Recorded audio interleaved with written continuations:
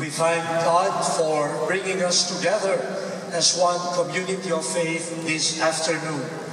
After a period of prayer and waiting, thanks to technology, we were able to witness the simple but solemn declaration of the enrollment of John the 23rd and John Paul II among the saints of the Catholic Church. We thank the organizers of this afternoon's event, the Smart Araneta Coliseum and the Foundation, the Jesuit Communication Foundation, the Archdiocese of Manila and the Diocese of Cubao, and all of you dear friends. Thank you for coming to this celebration of the Divine Mercy Sunday and the canonization of our two great saints. Don't feel bad if you're not in Rome. You know why? In 1981, Pope John Paul II came here to this Colosseum. And so this is a living relic. So halikan nyo ang hawakan nyo ang mga pader. You will not be able to do that in Rome, but you can do it now, here. Tignan nyo lang yung katabi nyo, baka hindi nyo asawa yung hinahalikan nyo dyan sa tabi nyo. But really, this is a blessed place. And on a personal note, even if I was not able to meet Pope John the 23rd, kasi naman po I am relatively young. But he was the one who created in 1961 the Diocese of Imus, to which I belong, and I became a bishop of that diocese. So it was John the 23rd, more than 50 years ago, who had this vision before Vatican II of creating the dioceses of Imus in Cavite and Malolos in Bulacan. So thanks to Pope John the 23rd. And of course, John the 23rd opened what we call now the Second Vatican Council, the council that engaged the world with a dialogue, the Catholic Church engaging the modern world in a sincere pastoral dialogue. And all of the orientations have been passed on to us thanks to Vatican II and the succeeding popes. Pope Paul VI, who completed Vatican II and who did the initial implementation, then Pope John Paul I, who served for just a month, and then Pope John Paul II. So Pope John Paul II is really indebted to the tradition left by Pope John the 23rd. So they are really connected. When Pope John Paul II was elected Pope, I was still a second-year theology seminarian.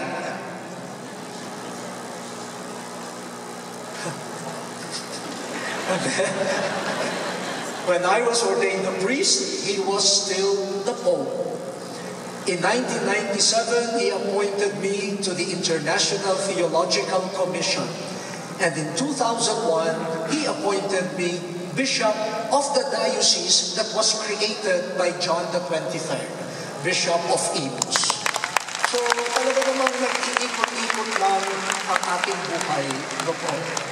And it is good for all of us to come together and celebrate this mercy of God in the risen Lord as manifested in the lives and witness of the saints. Let me share a few points for our reflection. Introduction pa lang po yung sinabi ko.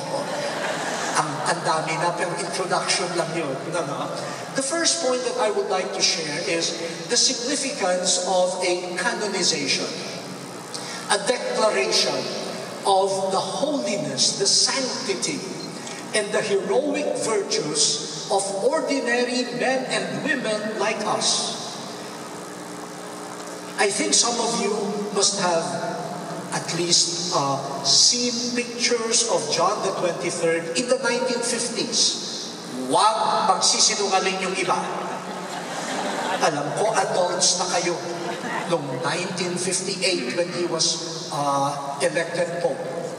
Baka yung iba sa inyo may mga anak na noon noong 1958. So do not hide the fact na nabalitaan nyo na yan si John the 23rd.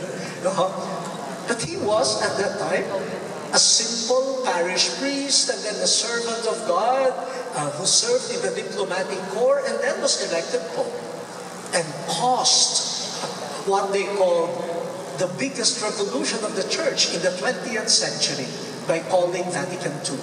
And now his sanctity is being presented as a model for all of us.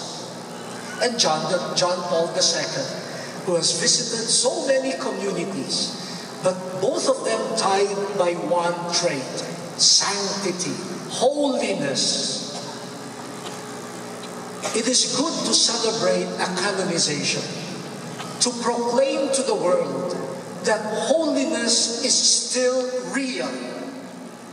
Holiness is a gift of God to all of us, to ordinary men and women. As ordinary as John the 23rd and Carol Wojtyła. You and me, we are ordinary citizens of the world, ordinary baptized people. But all of us have been given the grace of holiness, and we are called to live by holiness. For those of us who say, ang hirap magpakabanal, the canonization of people whom we know, people who are part of our generation, is a declaration. Holiness is real. It is given to all. You can be holy. Where I am standing right now, I look at you, there are many different faces. But I have to convince myself, these faces are faces of people that can be holy, called by God. Kahit ganyan ang mga mukha natin, tinatawag tayo ng Diyos maging banal. Tignan yung mukha ko.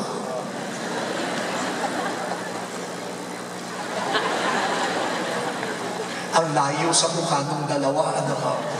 Pero aminin nyo, nalalayo ba yung mukha ko sa mukha ng dalawa? Napakalayo. Pero kahit ganyan yung mukhang yan, tinatawag yan sa kabanalan. Lahat po tayo. We have to believe in that. Do not say sanctity is far off. Do not say holiness is just for a few. Do not say holiness is not relevant to our time. Do not say that. The celebration today is a loud declaration to the world. Holiness is real. Following Jesus is valuable. And if you follow Jesus, you can change the world. That is what we are declaring today. And all of us, especially the lay people, on this year of the laity, lay men and lay women, you are holy. And you are called to be holier still. Just like the two popes enter the world. Do not be afraid. Engage the world of finance, politics, mass media. the arts, sciences, technology enter those worlds.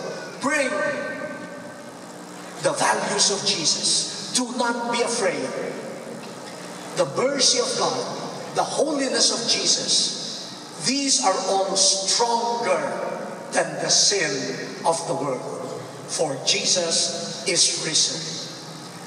Maniwala po kayo. Yang katabi ninyo, sa maniwala kayo't hindi, pwede santo o santa yan. Kahit ganyan yan.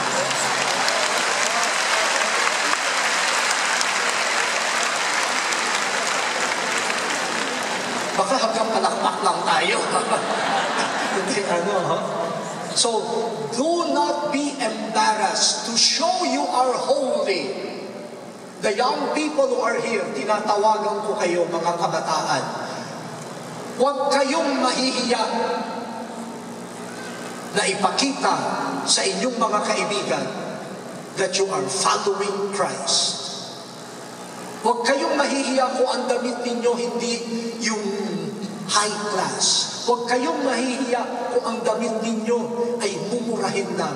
Huwag kayong mahihiya na ang sapatos nyo hindi yung signature, mga kung ano-ano.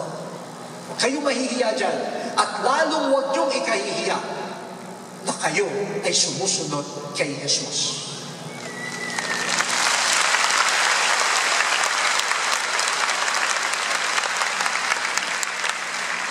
Okay. Yun po yung first point. The second is this. Holiness is a gift of God. No one among us can pretend that we can produce holiness. No one among us, even the most talented among us, cannot say, I can be holy by my own efforts. Hindi po.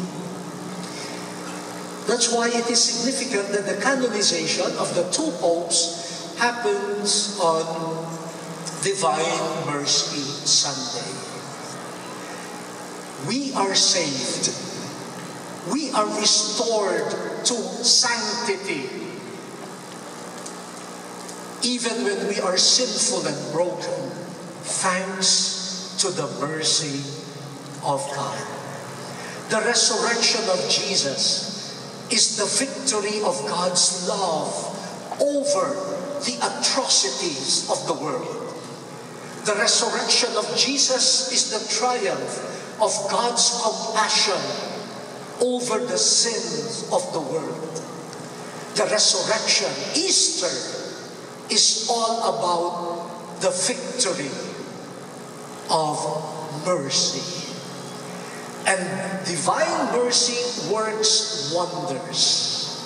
It can transform weak human beings, sinful human beings, into disciples, friends, and saints of Jesus Christ.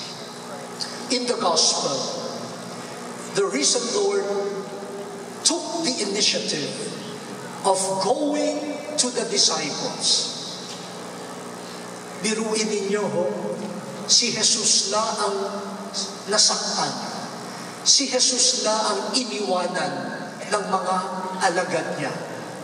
Pero nung muli siyang nabuhay, siya pa ang nanguna na lumapit sa kanya, sa kanila. At ano ang kanyang bati? Peace be with you. The offer of mercy, the offer of wholeness. Sabi ko nga po, kung ako, si Kristong muling nabuhay, if I were the risen Lord, talagang hahanapin ko yung mga apostoles. Lalo na yung si Pedro, talagang hahanapin ko yan. Kahit nasaan siya, pupuntahan ko yan. At hindi ko sasabihin, peace be with you. Anong peace be with you? Ay ko, Pedro, lapit! Sabi mo sa akin, iaalay mo ang buhay mo para sa akin. Sabi mo, kaibigan mo ako. Tapos, sinabi mo sa mga tao, hindi mo ako kilala. Nasaan yan si Andres? Nasaan yan si Bartolome? Nasaan sila? Bakit niyo ako iniwan? Patas na tayo. Ako ay makapangyarihan. Gagamitin ko ang aking kapangyarihan para magiganti sa inyo. Mabuti na lang, hindi ako si Kristong muling nabuhay. If I were the risen Lord, no one, even you, no one will be here. I will destroy you. It is my chance to get even. After all, I have power from God.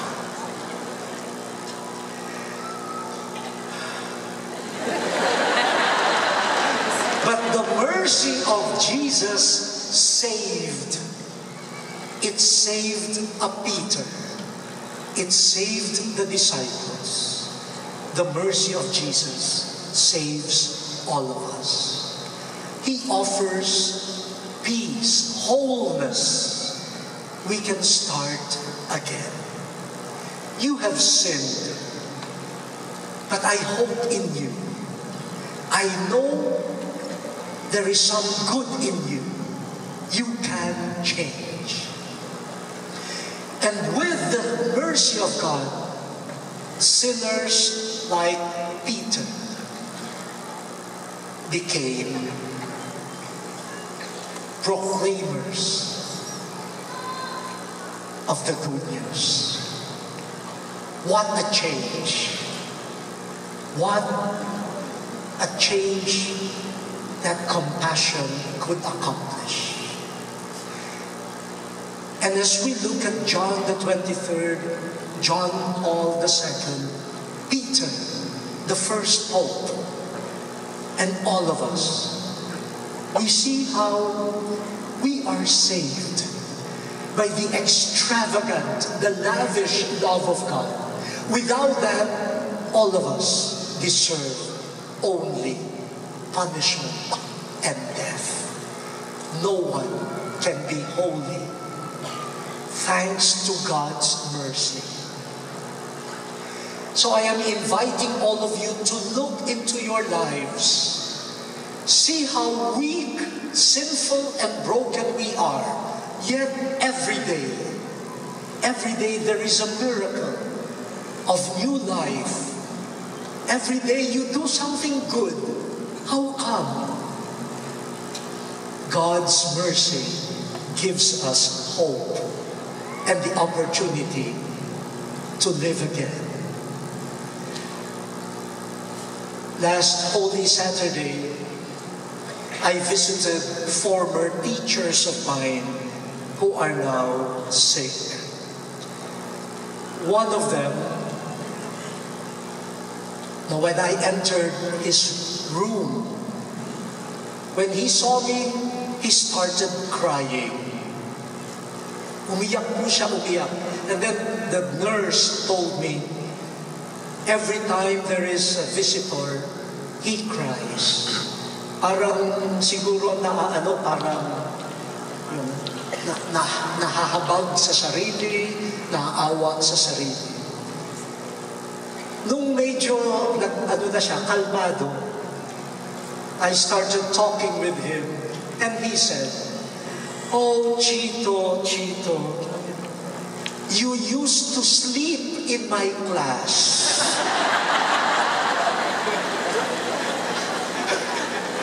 And then he said, "But look at you. You are now a cardinal." And sabi ko, "Father, I'm sorry if I caused you distress when you were my teacher." He said, No, you did But that kept my mind going. Yes, if I look at myself, I have nothing to boast of. Natutulog lang ako sa klase. Napapagalitan ng teachers. Sabi nga ng teacher na yun, kasi there was a time when there were only 2 students, a classmate of mine and myself. After 30 minutes, I fall asleep. Sabi niya sa akin, "You, Chito, you are very insensitive. You sleep in my class, and when you start sleeping, we do not know whether to continue or not. Because 50% of the class is gone."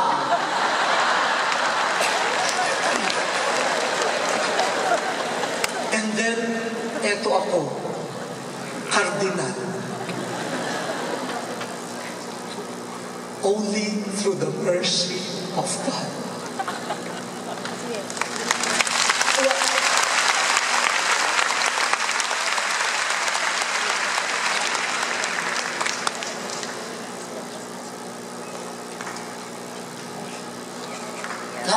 Lahat naman po tayo siguro.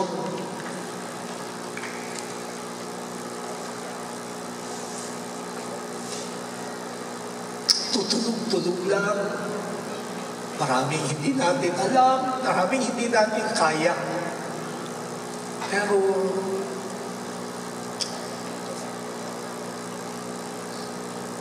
ayan, no? Pinagkakatiwalaan tayo ng Diyos.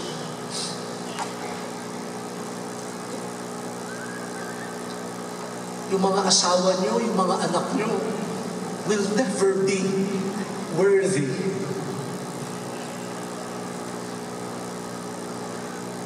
Pero mahal kayo. Meron na ako na interview na ikakasal eh. Sabi ko, bakit siya ang pinili mo? Sabi niya, hindi ko nga po alam eh. Hindi naman po gwapo. Hindi naman mataas ang pinag-aralan. Maliit ang kinikita. Pero ewan ko ba, bakit mahal ko? Kaya sabi ko doon sa lalaki, treasure your wife. She has no reason to marry you.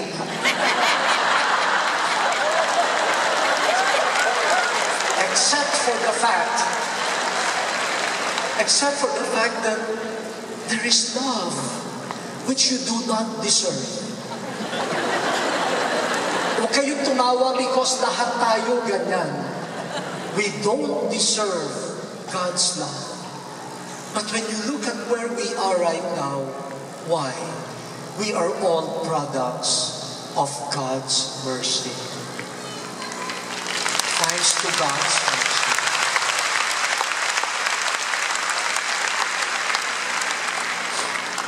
And finally po,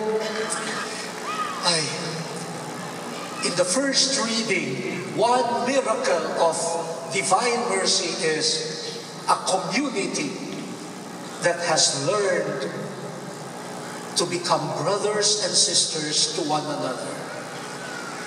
Having experienced God's mercy towards them, now they become merciful to one another.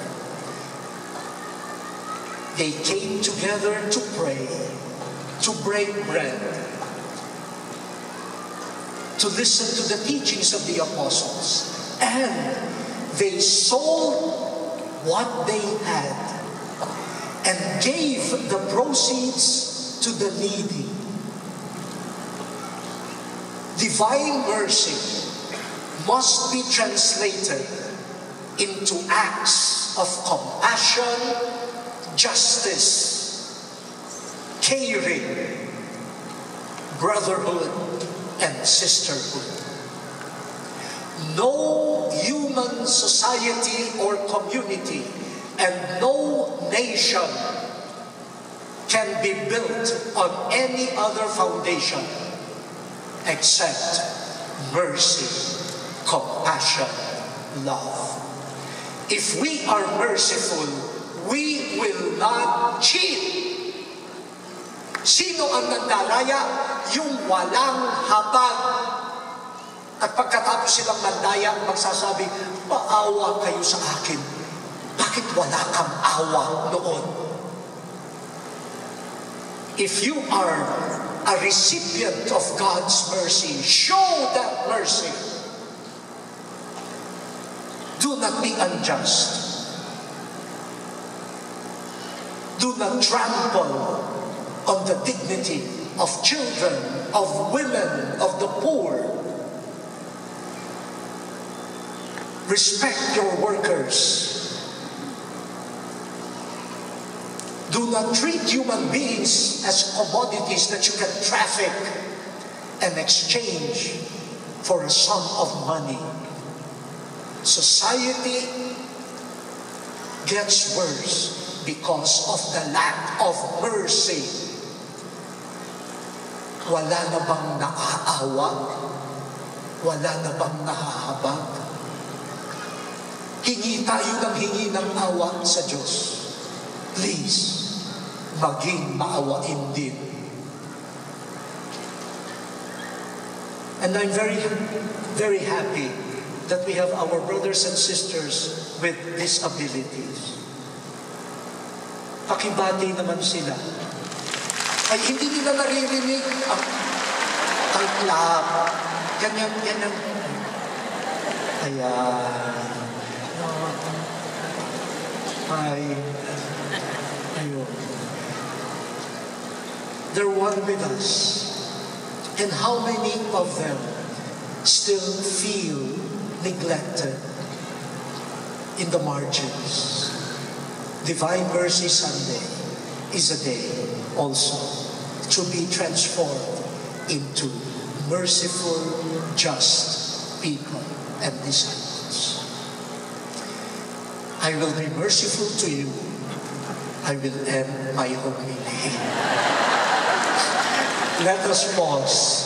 Let us pause and open our hearts once again to the mercy of God that can save us, that could give us hope, and could make us agents of truth, justice, and compassion to the world.